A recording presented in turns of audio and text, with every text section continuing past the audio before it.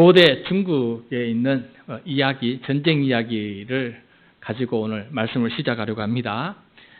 중국에 초나라와 한나라가 전쟁을 할 때였어요. 초나라하고 한나라가 전쟁을 할 때였는데 이 초나라가 한나라에게 패배를 당했어요. 초나라가 초전 박살을 당하게 됐어요. 그래서 한나라에게 이제 막 사방에 둘러싸여 있었습니다. 사방에 둘러싸여 있었는데 이게 도가니든 쥐가 된 거예요. 그런데 이게 참 또 이 초나라를 공격하는 게 쉽지 않아요. 한나라가. 그래서 밤마다 한나라가 전략을 세웠는데 밤마다 사방에서 초나라의 노래를 불렀어요. 그러니까 한나라 병사들이 자기들 가운데 도가니든 쥐가 된 이 초나라 사람들의 그 고향 노래를 불렀어요. 밤마다. 밤마다 그 노래를 듣게 되는 이 초나라 병사들은 따라 부르지는 못하겠지만은 마음속으로는 따라 부르면서 고향 생각이 나는 거예요. 고향 생각이. 그래서 한 사람씩 두 사람씩 그 군대를 이탈하는 거예요. 무기를 던져버리고 고향으로 가는 사람들이 많이 생기게 됐어요. 노래 하나로 이 전쟁에서 이기는 그런 일이 벌어지게 되었습니다. 우리는 어려운 일을 당할 때 사방이 꽉 막혔다라는 느낌이 들 때 한자성어로 사면초가다라는 말을 써요. 사면초가. 사면초가라는 뜻이 바로 이 뜻이에요. 사면, 사방에서 초가, 초나라의 노래가 들려온다는 거예요. 사방에서 초나라의 노래가 들려온다라는 것은 바로 우리가 전쟁에서 어려움에 봉착해서 우리가 무너지고 있는 그런 상황이다라는 것을 가리켜서 사면초가다라고 말하고 있습니다. 그런데 그 노래 자체는 너무나 좋은 노래예요. 고향 노래예요. 정겹고 자주 부르고 부르면 흥이 나고 좋은 노래예요. 아무리 흥이 나는 노래 할지라도 전쟁터에서는 그 노래를 불러서 결국은 자기가 망하는 노래예요. 그래서 그때 초나라 병사들은 그 노래가 들려올 때 귀를 막고 온 초나라 병사들이 힘을 합해서 다시금 군가를 부르면서 힘차게 그 상황을 이겨나가야 되는 것이었어요. 그런데 노래도 부르지 않고 마음속으로는 그 노래를 따라 부르니까 모든 전의가 상실이 되고 또 그렇게 저들은 무너지고 말았던 것이에요. 오늘 말씀은 요한계시록이 쓰여질 때 이 교회의 상황이 사면초가와 같은 그런 상황이었어요. 로마 제국의 이 네로 황제 통치하에 있던 교회는 위기에 쌓였습니다. 종교적으로 핍박을 받았지요. 정치적으로 핍박을 받았지요. 사회적으로 소외를 당했지요. 게다가 오늘 말씀 앞에 보면 또 경제적으로 소외를 당하고 가난 속에 허덕이는 일이 벌어지게 되었어요. 여러분, 오늘 우리들 상황도 비슷하지 않습니까? 삶을 보면은 찬양을 부를 상황이 못 돼요. 여러분, 지난 한 주간 동안 찬양을 얼마나 많이 불렀습니까? 삶 속에 힘든 와중에 찬양이 나왔습니까? 아이고 죽겠다는 한숨 소리가 나왔습니까? 아이고 못 살겠다 하고 불평 소리가 더 많이 나왔습니까? 찬양이 더 많이 나오는 그런 삶이 될 때 우리는 우리에게 주어진 삶을 능히 이기는 삶을 살아갈 수가 있습니다. 자, 오늘 말씀을 보면은 먼저 오늘 말씀을 이해하려면은 그 앞의 상황을 먼저 좀 이해를 해야 오늘 말씀을 이해할 수가 있어요. 오늘 앞에 나와 있는 13장의 말씀에는 무엇이 등장하냐면은 용과 두 짐승이 등장해요. 용과 두 짐승. 자, 용은 마귀를 뜻합니다. 용은 마귀를. 그리고 두 짐승은 이 용의 권세를 받아서 사람들을 괴롭히는 자들이에요. 그러니까 이 두 짐승을 표현할 때 한 짐승은 뿔이 10개고 한 짐승은 뿔이 2개라 그랬어요. 그래서 앞에 있는 첫 번째 짐승은 로마 황제를 뜻하는 것이고 두 번째 있는 짐승은 이 로마 제국의 각 지역의 분봉왕을 뜻해요. 그러니까 황제가 모든 것을 다 다스리지 못하기 때문에 각 지역마다 분봉왕을 세워놓고 그 왕을 통해서 다스리게 되었어요. 자, 그런데 이 분봉왕 두 번째 짐승이 도대체 어떤 일을 했기 때문에 지금 요한의 마음이 더 어려워졌을까 함께 살펴보게 되는데 우리 앞에 말씀 13장 16절부터 18절 말씀이에요. 3장 16절부터 18절 말씀 화면을 보면서 우리 같이 읽도록 하겠습니다. 그가 모든 자, 곧 작은 자나 큰 자나 부자나 가난한 자나 자유인이나 종들에게 그 오른손에나 이마에 표를 받게 하고 누구든지 이 표를 가진 자 외에는 매매를 못하게 하니 이 표는 곧 짐승의 이름이나 그 이름의 수라. 지혜가 여기 있으니 총명한 자는 그 짐승의 수를 세어보라. 그것은 사람의 수니 그의 수는 666이니라. 아멘. 자, 16절 말씀 다시 돌아가서 16절에서 그가 누구냐면은 둘째 짐승 분봉왕이에요. 분봉왕들이 직접적으로 백성들을 만나게 되니까 이 둘째 짐승 분봉왕이 하는 일이에요. 모든 사람에게 어떤 일을 하느냐. 17절 보면은 그 지방 백성들의 오른손이나 이마에 짐승의 이름이나 그 이름을 뜻하는 숫자를 찍었어요. 손과 이마에다가 이 첫째 짐승의 이름이나 그 이름의 숫자를 거기다 찍었어요. 도장을 찍듯이, 인을 찍듯이 그렇게 몸에 새겼다는 거예요. 첫째 짐승의 이름은, 둘째 짐승이 첫째 짐승의 이름을 찍었다는 것은 분봉왕이 로마 황제의 이름을 그 오른손이나 그 이마에다 찍었다라는 것을 말씀해 주고 있어요. 그런데 왜 분봉왕들이 자기 지방의 이 사람들에게 이 로마 황제의 이름의 표를 찍는 것일까? 왜 찍었을까? 로마 황제를 숭배하는 자와 또 숭배하지 않는 자를 구분하기 위해서요. 로마 황제는 자기가 신이 되고 싶었어요. 그래서 로마 제국 곳곳에 자기의 동상을 세웠어요. 자기의 동상을 세워놓고 그 앞에 나와서 예배하게끔 만들었어요. 그 앞에서 절하게끔 만들었어요. 그래서 여기에 동조하지 않는 사람들을 색출하려고 이 사람의 오른손이나 이마에다가 로마 황제를 숭배하지 않는 사람들, 숭배하는 사람들은 도장을 찍고 숭배하지 않는 사람들을 도장을 안 찍게 되겠지요. 그래서 찍히지 않는 사람, 로마 황제 이름이 찍히지 않는 사람들 다 색출해서 그들을 핍박할 목적으로 그렇게 했어요. 또 구체적으로 장사를 하는데 시장통에서 음식을 매매하고 식물을 매매할 때 도장이 안 찍힌 사람들은 매매하지 못하게끔 만들었어요.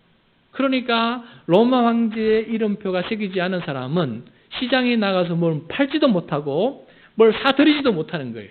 그래서 이 로마 황제는 자기를 숭배하지 않는 사람의 밥줄을 끊어버렸어요. 너희들이 한번 어떻게든지 한번 보자 할 정도로 먹지 못하게끔 경제적으로 그들을 핍박하는 일이 벌어지게 되었어요. 자, 이 로마 황제, 제가 미리 말씀드렸지만은 우리가 영화나 기타 이야기를 통해서 이 황제는 다름 아니라 네로 황제라는 것을 우리가 잘 알고 있어요. 근데 요한계시록에서는 참 이 네로라는 말을 직접적으로 거론하지 않습니다. 왜냐하면은 지금 이 요한은 patmos에 갇혀서 감옥에서 쓰고 있는데 문서 검열을 당해요. 문서 검열을 당하니까 네로라는 황제가 적혀져 있으면은 이 편지는 전달도 안 되고 빼앗기게 되는 상황이에요. 그래서 암호로 수수께끼로 이제 이 네로 황제를 뜻하는 표현을 하게 되는데 그것이 바로 660이라는 숫자입니다. 요한계시록을 기록할 당시에 사용했던 언어는 헬라어와 이제 히브리어인데 이 헬라어와 히브리어는 각 그 철자마다 숫자가 있어요. 그러니까 우리로 말하면 기억은 1이고 리어는 3이고 이런 식으로 그 철자마다 숫자가 있는 거예요. 그래서 그 사람의 이름을 부르기도 하고 때로는 그 사람의 숫자를 부르기도 했습니다. 물론 대부분 이름을 불렀지만은 특이한 경우에는 숫자를 부르기도 했어요. 만약에 우리 한글도 숫자가 있었더라면은 우리 그 청소년들은 학교에서 친구들 이름 부를 때 숫자를 부르면서 아마 그렇게 또 그걸 이름 부르는 일이 창의적인 일들이 재미도 있지 않았을까 생각이 들어요. 그런데 우리 한글에는 숫자가 없어요. 그런데 이제 18절에 보면은 지혜로운 사람, 총명한 사람은 이 짐승의 이름이 누구인지를 숫자를 보면은 알 수 있다라고 가르쳐 줬어요. 그래서 사람들이 어느 황제를 뜻할까? 황제들 이름마다 다 이 이름을 놓고 숫자를 한번 계산해 보니까 누구냐면 바로 네로였어요. 네로 황제. 그래서 이 666은 누구를 뜻하느냐? 가장 교회를 많이 박해했던 네로 황제를 뜻하는 말이에요. 그래서 그 이름은 바로 새겨진 이름이 뭐냐? 바로 네로라는 이름이 오른손과 그 이마에 적혀졌고, 그 이름이 없는 사람들은 핍박을 당하고, 그 이름이 없는 사람, 적혀지지 않은 사람은 장사도 하지 못하고 가난에 허덕이기는 이런 일들을 보게 됩니다. 그래서 이때 요한이 주님께 질문을 합니다. 어떻게 하면 좋겠습니까? 주님, 이 교회가 이제는 경제적인 것 같이 이렇게 핍박을 받아서 이제 우리 먹는 것도 힘든 상황이 되었습니다. 주님, 우리 어떻게 하면 좋습니까? 이제 죽을 지경입니다. 라고 이야기할 때, 그때 주님께서 바로 오늘 환상을 보여주는 것이에요. 14장 환상을 보여준다. 자, 어떤 것을 보여줄까? 우리 함께 보도록 하겠습니다. 먼저 오늘 말씀 1절부터 3절까지 말씀 같이 보겠습니다. 시작. 또 내가 보니 보라, 어린 양이 시온산에 섰고 그와 함께 14만 4천이 서 있는데 그들의 이마에는 어린 양의 이름과 그 아버지의 이름을 쓴 것이 있더라. 내가 하늘에서 나는 소리를 들으니 많은 물소리와 같고 큰 우레 소리와도 같은데 내가 들은 소리는 금문고를 타는 자들이 그 금문고를 타는 것 같더라. 그들이 보좌 앞과 네 생물과 장로들 앞에서 새 노래를 부르니 땅에서 속량함을 받은 14만 4천 밖에는 능히 이 노래를 배울 자가 없더라. 아멘. 자, 요한의 눈에 새로운 환상이 보이는데 첫 번째는 어린 양이 보여요. 여러분, 어린 양은 누구일까요?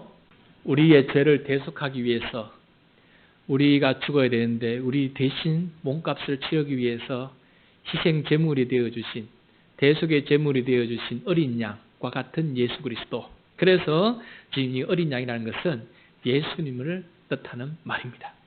그 다음에 어린 양이 시온산에 서 있다고 해요. 시온산. 시온산은 예루살렘 성을 뜻해요. 예루살렘 성전과 궁전이 있는 그 예루살렘 성이 있는 산이 시온산이에요. 그런데 여기서 시온산은 과거의 예루살렘이 아니고 새 예루살렘을 뜻하고, 새 예루살렘. 그러니까 예수님께서 재림하셔서 다시금 하나님의 나라를 온 땅에 온전히 이루시고 새하늘과 새 땅이 이루어진 것이 바로 새 예루살렘이에요. 바로 이 시온산은 새 예루살렘을 뜻합니다. 그런데 이 어린 양 옆에 또 누가 서 있느냐 하면은 14만 4천 명의 사람들이 서서 큰 소리로 하나님을 찬양하고 있는 것을 보게 됩니다. 그런데 이 14만 4천의 이마에 무엇이 있습니까? 이 14만 4천의 이마에 어린 양의 이름과 그 아버지의 이름이 쓰여 있다라고 기록하고 있어요. 자, 여러분 이제 앞의 말과 이해가 되십니까? 사람들은 로마 황제의 그 핍박 앞에 많은 그리스도인들이 예수 그리스도를 부인하고 살기 위해서 황제의 이름을 자기 이마에다가 받았었어요. 그런데 이 14만 4천을 보니까 황제의 이름이 쓰인 사람이 아니고 그 이마에 예수님의 이름과 하나님 아버지의 이름이 그 이마에 새겨져 있는 것이에요.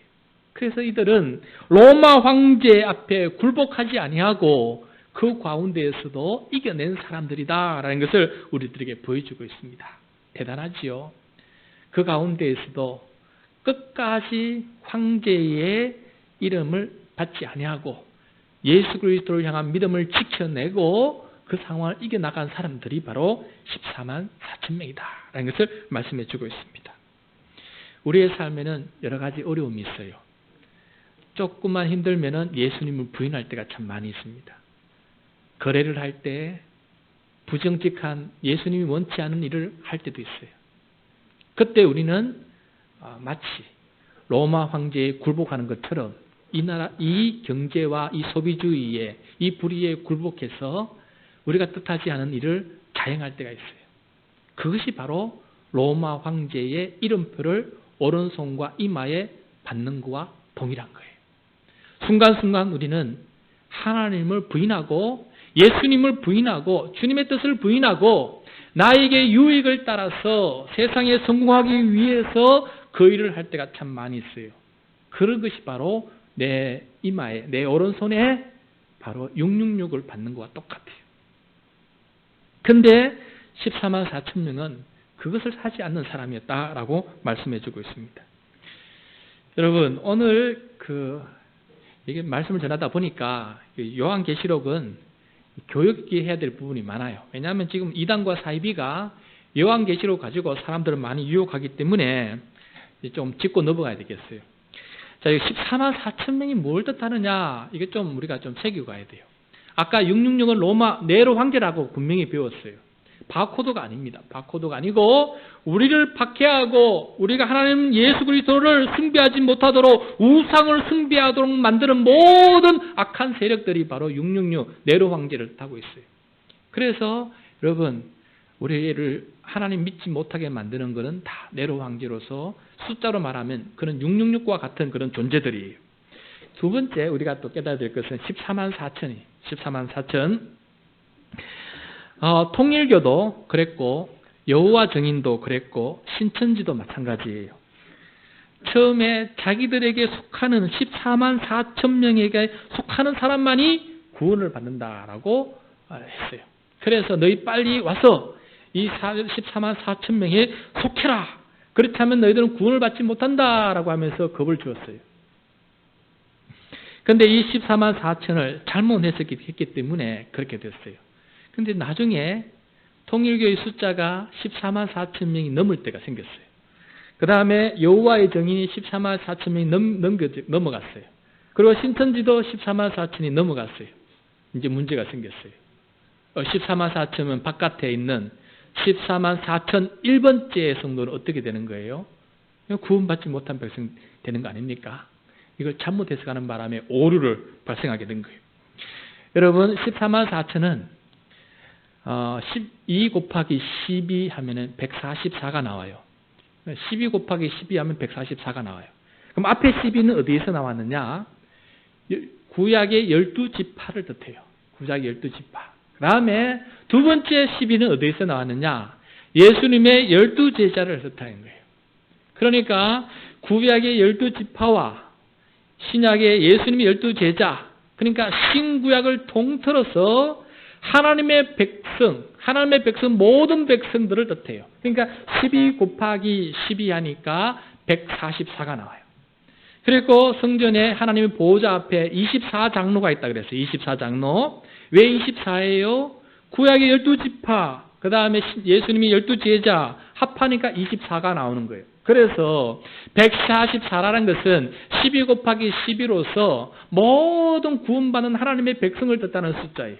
거기에다가 144에다가 1000을 곱했어요. 1000을.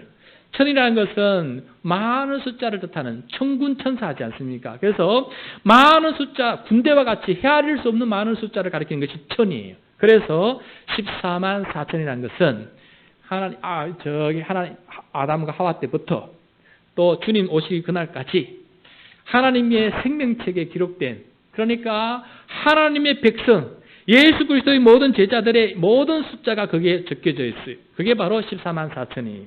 그러니까 이 14만 숫자는 실제 수를 말하는 것이 아니고 상징적인 숫자예요. 너무너무 많은 모든 사람, 구원받은 모든 사람을 뜻하는 숫자가 바로 이 14만 4천이다. 그도 그럴 것이 우리 교회가 속해 있는 대한예수교 장로의 통합층만 해도 그 교인 수가 200만이 넘어요. 200만이. 그리고 우리 한국의 그리스도인 숫자는 800만이 넘어요. 이미 14만 4천을 훨씬 초월했어요. 지금 이 순간만 해도 그런 800만이 되는데 이 전 지구적으로 말하면은 수십억이에요. 그런데 과거부터 지금까지 하면은 그 숫자가 수백억, 수천억 되지 않겠어요? 어마어마한 숫자가 하나님을 믿고 하나님을 위해서 충성되게 살아다가 죽었어요. 그렇기 때문에 14만 4천을 실제 숫자로 생각하면 안 돼요. 그래서 다른 구절에 보면은 그렇게 말합니다. 능히 셀 수 없는 수다. 능히 셀 수 없는 수. 그래서 14만 4천은 능히 셀 수 없는 구원받은 백성들의 숫자다라는 것을 여러분 꼭 기억할 수 있기를 바랍니다. 이거는 실제 숫자가 아니에요. 그래서 누구든지 이것을 실제 숫자로 계산해서 야, 이제 우리 교파가 이제 10만 명인데 너희들 빨리 들어와야 14만 4천 명에 속한다라고 복음을 그렇게 증거하거나 그렇게 교인들을 유혹하는 사람이 있다면은 대부분 깨닫기 바랍니다. 아, 이 사람들은 이단과 사입이구나 하고 빨리 깨닫고 그게 따라가면 안 된다라는 것을 꼭 명심할 수 있기를 바랍니다. 자, 14만 4천 명이 무엇을 하고 있었느냐? 새 노래를 부르고 있었어요. 새 노래.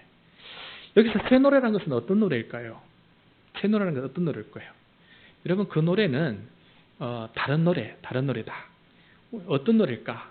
여러분, 우리 세상에서 부르는 노래가 아니고 우리 구원받은 사람만이 부를 수 있는 노래라는 뜻이. 그러니까 다른 말로 하면 찬양이라는 거예요. 찬양을 부르게 되었다라는 것을 말합니다. 이 찬양이 어떤 찬양이었을까? 우리가 짐작할 수 있도록 이거 보여주고 있는데 이미 우리가 과거에도 읽어봤지만은 한 번 더 보도록 하겠습니다. 15장 3절 4절 말씀인데 그 찬양이 어떤 찬양인지 함께 보도록 하겠습니다. 15장 3절 4절 아니면 화면을 보시면서 같이 읽도록 하겠습니다. 시작.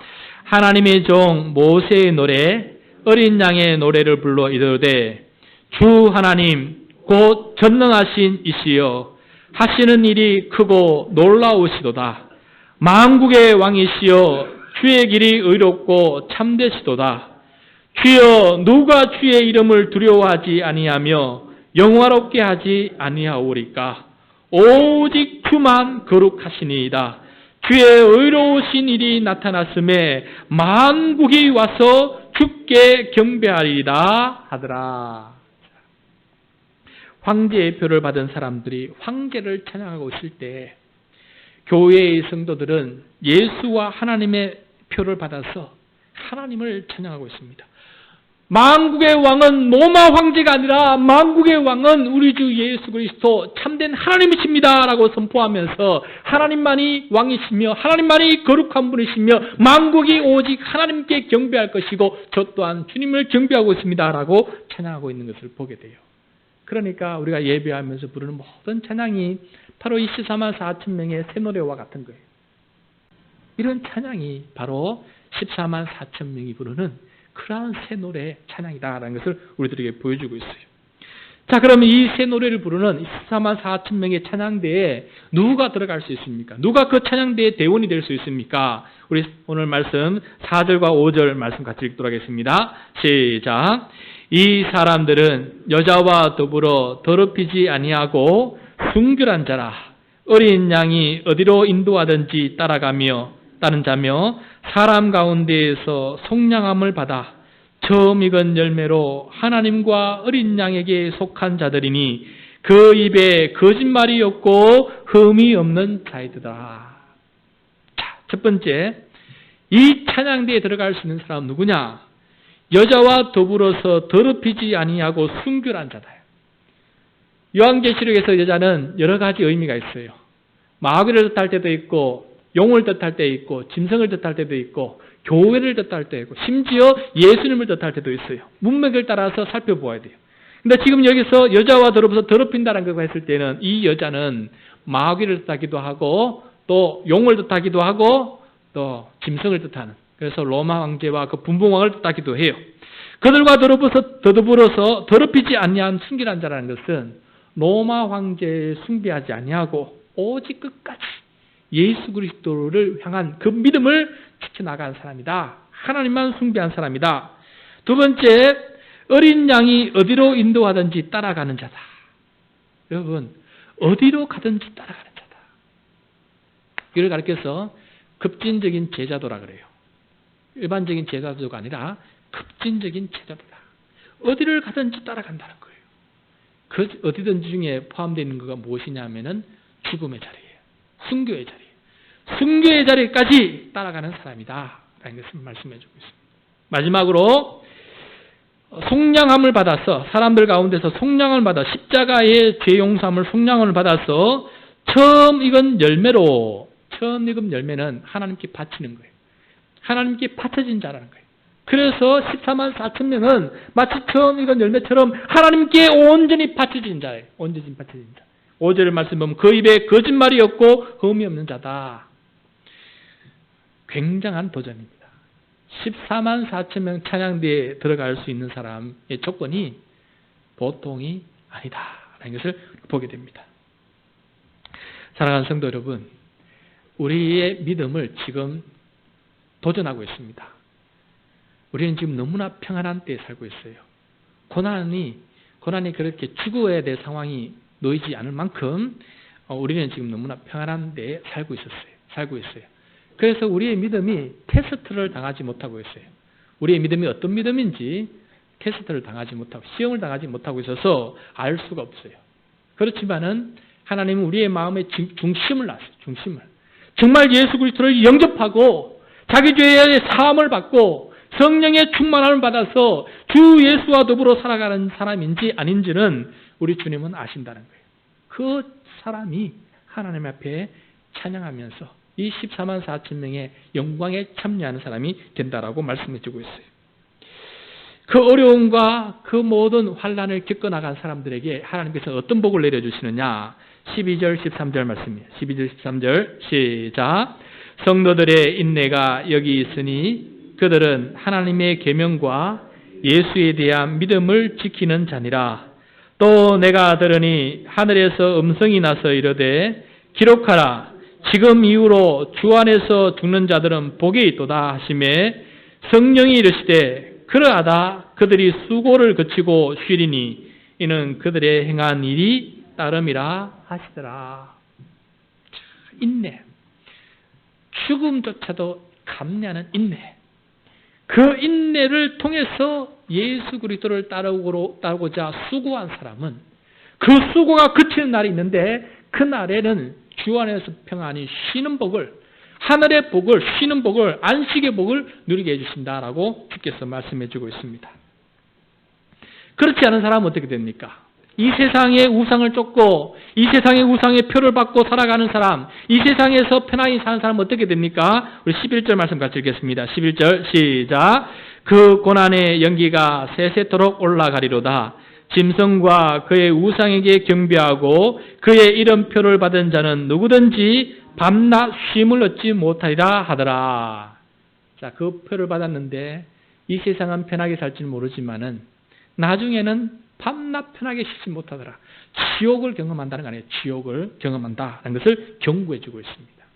해방 전에 평안도에 살던 사람이 있었어요. 평안도에 부인과의 사이에 딸 하나가 있었는데 이 딸이 열심히 교회를 다녔고 얼마 후에 어머니를 전도해서 그러니까 자기 아내가 되지요. 아내와 딸이 이게 주일날 교회 열심히 다니게 되었어요. 그런데 이 사람은 교회 다니는 걸 싫어했고 아내와 딸이 교회에 헌신하는 것을 너무 싫어했어요. 그래서 교회에 갔다 오는 날마다 이 딸과 이 아내를 핍박하는, 때렸어요. 몽둥이로 때리는 거예요. 근데 이 때릴 때마다 이 아내와 딸이 찬양을 하게 됐어요. 어떤 찬양을 하게 됐냐? 주 안에 있는 나에게 딴 근심이 있으랴. 매를 맞으면서 구장창 이 노래만 부르는 거예요. 그 다음 주에도 몽둥이를 때리면은 주 안에 있는 나에게 이 찬송을 자꾸 부르는 거예요. 나중에는 이 때리는 이 남편도 아버지도 이 노래를 외워버렸어요. 가사를 외워버릴 정도가 되었어요. 그러다가 6.25 전쟁 중에 이 사람이 인민군에 강제 징집이 되어서 전투에 참가를 하게 되었어요. 그러다가 나중에 이 유엔군의 포로로 잡혔습니다. 포로로 잡혔는데 미군이 이 중에 예수 믿는 사람은 죽이지 않을 테니까 찬송으로 증명해보라라고 했어요.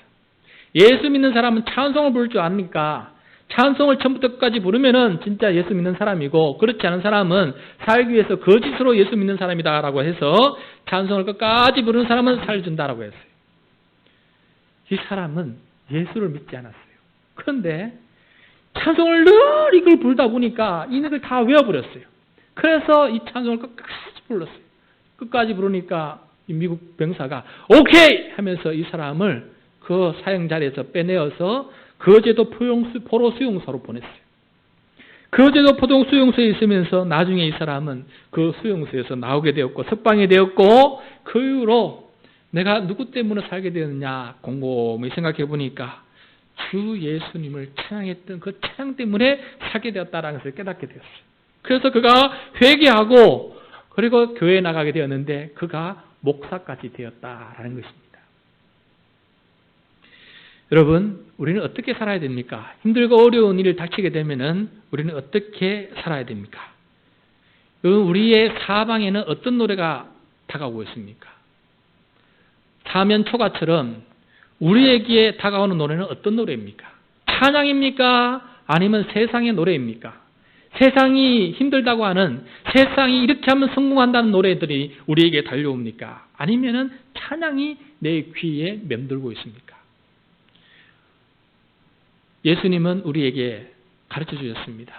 이 로마 황제가 표를 주면서 먹을 것도 얻지 못하게끔 하면서 이 가난과도 싸워야 될 이 죽음의 현장 속에서 어떻게 하면 살 수 있는가? 다른 방법 없다라는 거예요. 찬양하면서. 그 상황 속에서도 찬양하면서 살아가는 사람이 예수님의 믿음을 따라서 어디를 가든지 인도하면 따라가는 사람이 된다라고 말씀해주고 있습니다. 사랑하는 성도 여러분, 우리의 입술에 찬양이 넘치길 바랍니다. 어떤 세상의 소리가 들어올지라도 그 소리가 좋다고 따라가면 우리는 전의를 상실하게 돼요. 그러나 우리가 찬양을 부를 때 그 찬양의 힘의 능력으로 우리는 14만 4천 명의 사람이 되어서 하늘의 그 찬양이 우리의 찬양이 되고 우리의 찬양이 하나님의 찬양이 되어서 어떤 상황 속도 이겨나갈 수 있는 그런 사람이 될 줄로 믿습니다. 찬양으로 승리하는 우리 모두가 되시기를 축복합니다.